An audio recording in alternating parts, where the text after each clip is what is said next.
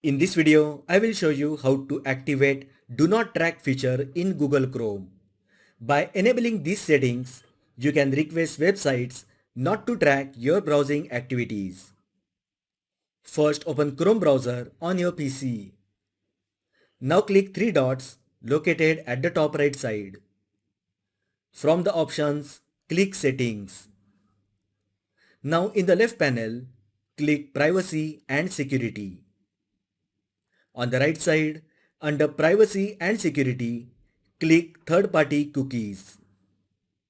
On Third-party cookies page, under Advanced section, you will find the option Send a Do Not Track request with your browsing traffic. Just enable the Send a Do Not Track request with your browsing traffic option. You will get a Do Not Track confirmation box. Simply click Confirm button and Do Not Track request will be activated in Chrome browser. So that is how you can activate Do Not Track in Chrome browser. If you find the video helpful, then like the video, share with your friends and subscribe to my channel. Thanks for watching and I will see you in the next video.